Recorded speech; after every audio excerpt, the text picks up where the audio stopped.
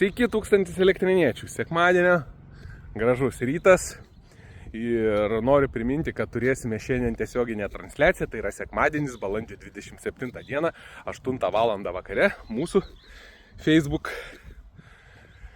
grupėje 1000 elektriniečių. Tai dabar klausimus galim dar trumpai kartą galiu priminti. Tai kalbėsime apie Kazokiškių sąvartyną ir šitus vykdomus visus patikrinimo etapus. Kalbėsime apie aplinkos apsaugos Seime įvykusį posėdį Seimo, įvykusį posėdį aptarsime, ką mes ten kalbėjom ir ką mes sužinojame. Aptarsime apie tai, kad reikia skambinti 112 dabar iki balandžio 30 dienos, kai pajaučiate kvapus. Poveikį sveikatai, taip nuo sąvartyno sklindantį, būtinai visi skambinkite ir nurodykite vietą, kur jūs esat, kad užfiksuotų, kad tie tyrimai nepasibaigtų.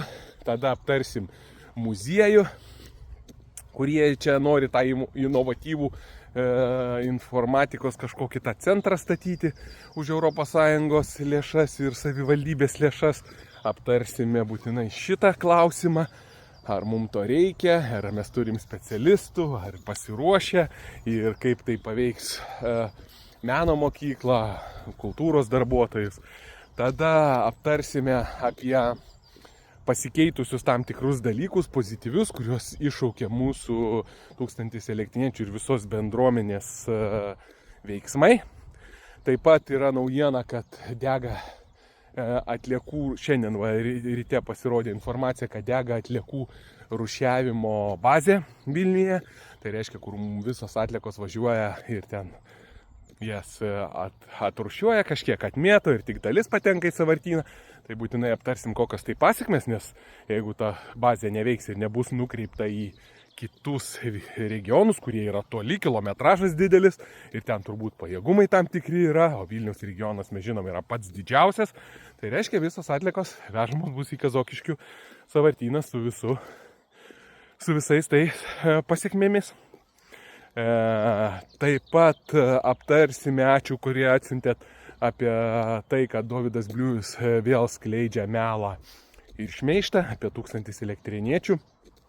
Apie tai, kad konkrečiai buvo pasakyta aplinkos apsaugos Seime, Seimo tam komitete, taip, apie tai, kad 1000 elektriniečių įvardino, kad savivaldybė spaudžia institucijas, kurios vykdo tyrimą. Tai visiškai melas, visiškai nesąmonė.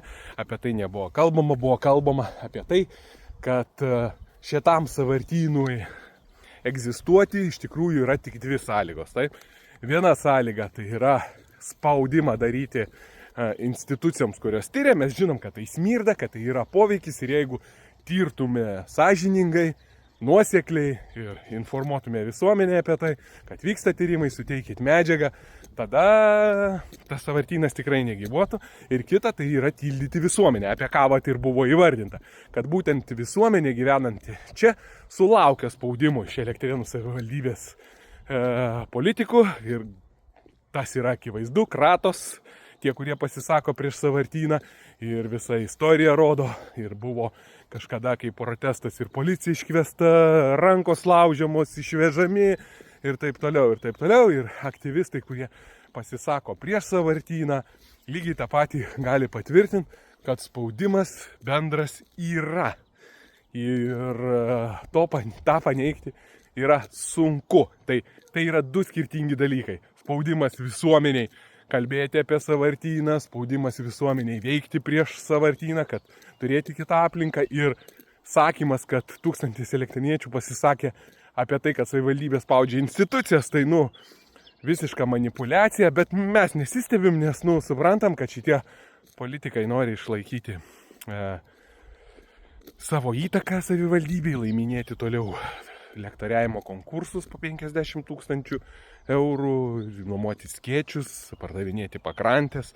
Tai tas yra suprantama, bet mes kaip 1000 elektriniečių turim apie tai pakalbėti ir atskirti pelus nuo grūdų. Tai šiandien pasimatysime tiesioginėje transliacijoje balandžio 27 dieną, sekmadienį, 8 val. Vakare, mūsų 1000 elektriniečių Facebook grupėje. Ką, visiems gražaus sekmadienio ir pasimatysim vakare. Iki.